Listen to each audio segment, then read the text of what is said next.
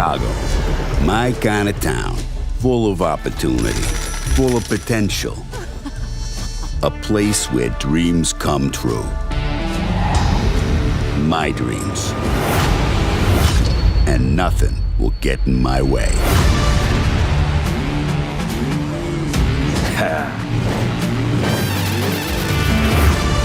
Right away. Ça va? I'm on it.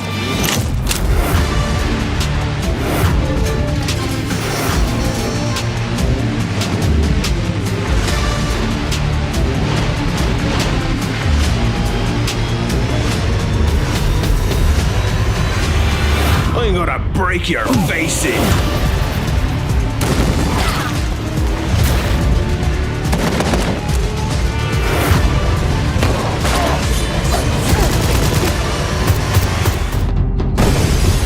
Got men entering the building. Stay in your office, lock yourself in. With Max Payne 3, Rockstar has set out to reimagine the gunplay mechanics of a third-person action shooter by finding a way to implement the precision targeting of a first-person game and redesigning weapons and tactical movement systems to make the gameplay as immersive and cinematic as Max's dark story.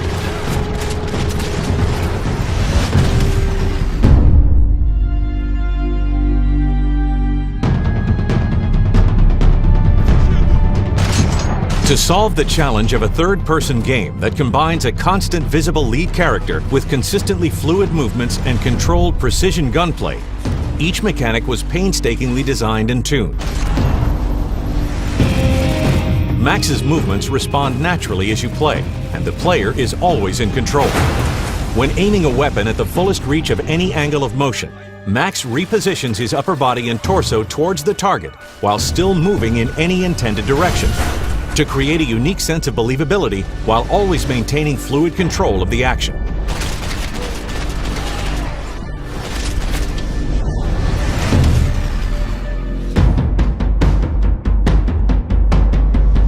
Max's trademark dual wield is back. Carry identical SMGs, pistols, or vary your loadout and use, for example, a sawed-off shotgun in one hand and a pistol in the other. Some combinations provide a devastating amount of firepower. The animation system compensates for the weight and recoil of each weapon, even going so far as to shift Max's balance as he carries a long-arm weapon while shooting a pistol with his other hand. In firefights, a heavy weapon will take longer to swing around than a pistol, a factor when every second is crucial.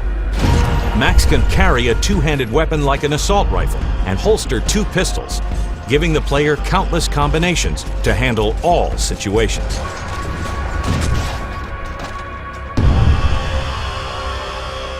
At the core of the game's design is an animation system that gives the player freedom when engaging enemies. While prone, Max can roll and shoot 360 degrees with the same sense of accuracy as during run-and-gun gameplay. Firefights are intense at normal speed and bullet time.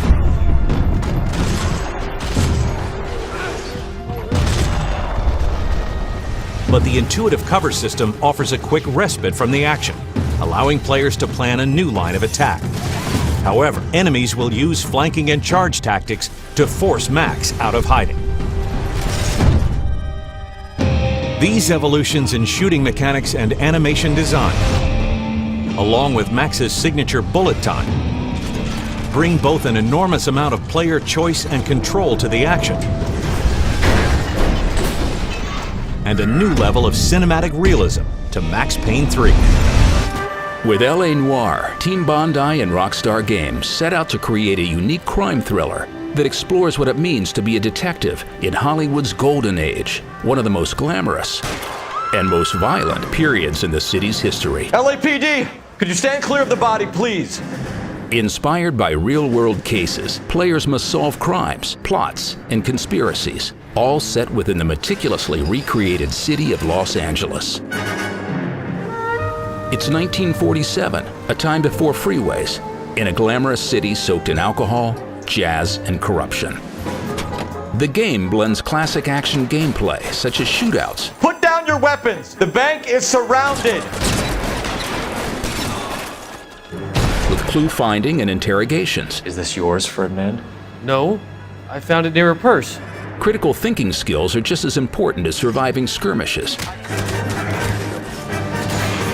or chasing criminals. Hold it right there! You play as Cole Phelps, a World War II hero and rookie cop looking to right the wrongs committed during his time in the war. You look spooked, Phelps. It never gets any easier, Bukowski.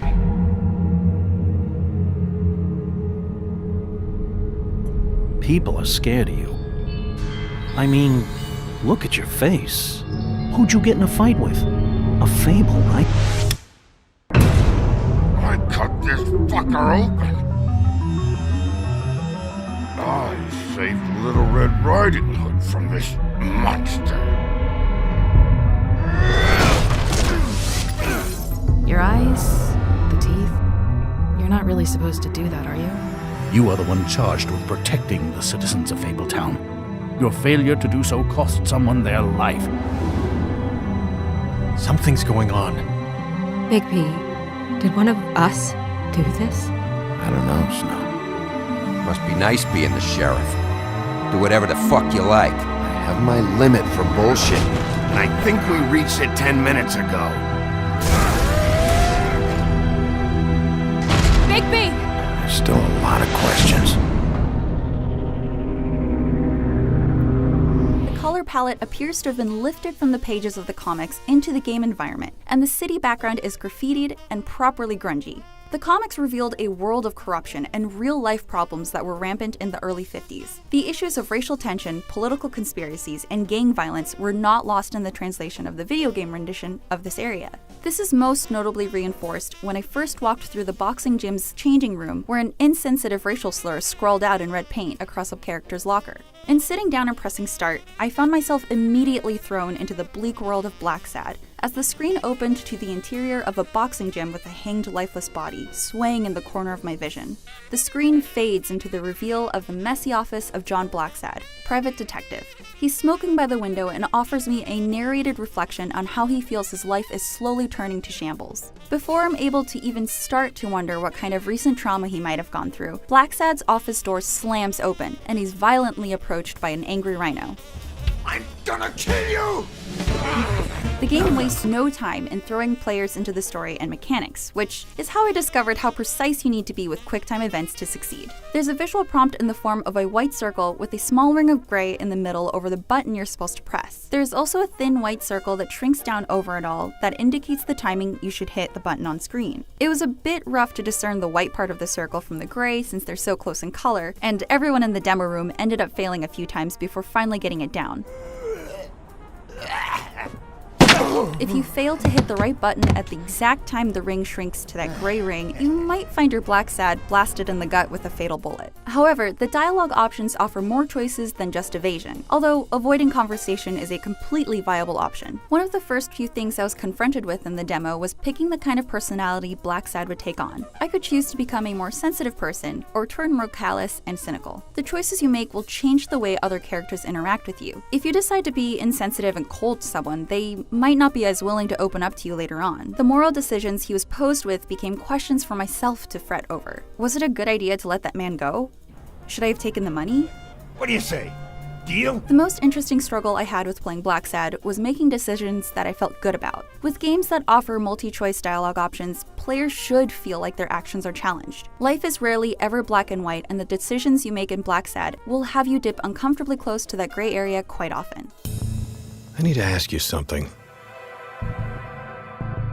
Do you know why you do what you do?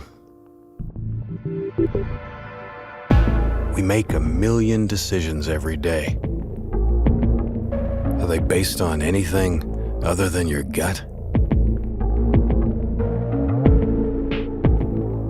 We go through most of our life on autopilot. But what if you're forced to take the wheel?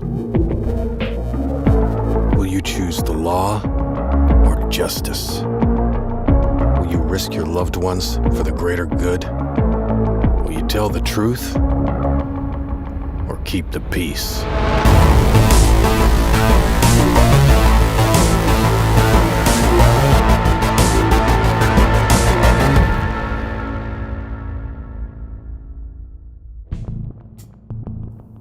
I never thought things would get this messed up. But maybe, just maybe, I can fix them.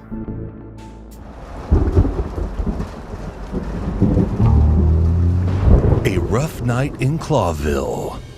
What now? Well, let's gather my stuff and head to the club. One bizarre case to solve. What a pleasant surprise. The looks the cop was in person. Never heard that one before. You here for a good old-fashioned beating? A dame to die for. We gotta find out who this Natasha is, and what she wants from us.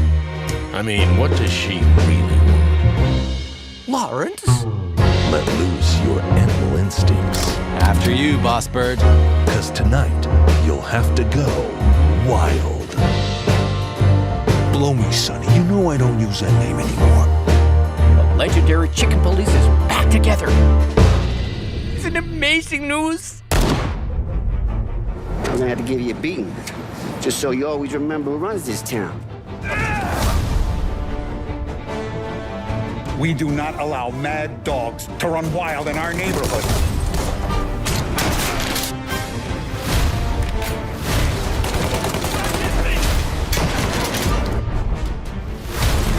Stay out of trouble with the cops.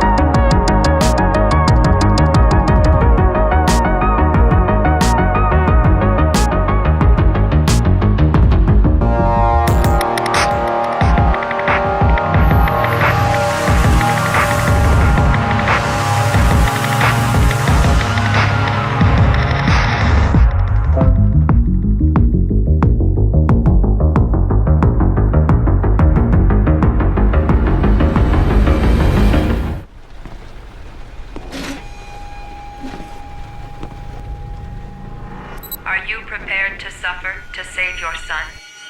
You have 5 minutes to cut off the last section of one of your fingers in front of the camera. If you succeed, you will get your reward. Agent Norman Jaden, FBI. My name's Scott Shelby. I'm a private detective. I'm investigating the case of the origami killer. I'd like a room. Madison Page, 27, Dingle. Ethan Mars has had psychological problems since his first son died. Feels responsible for his death. He is haunted by visions of drowning bodies. A few weeks ago, after one of our usual sessions, I found this on the floor. It must have fallen out of his pocket. Ash, I want you to assign every available man to finding Ethan Mars. To keep an eye on the train stations, the airports, the bus terminal. I want every cop in the city on his ass, so that if he moves, we know about it.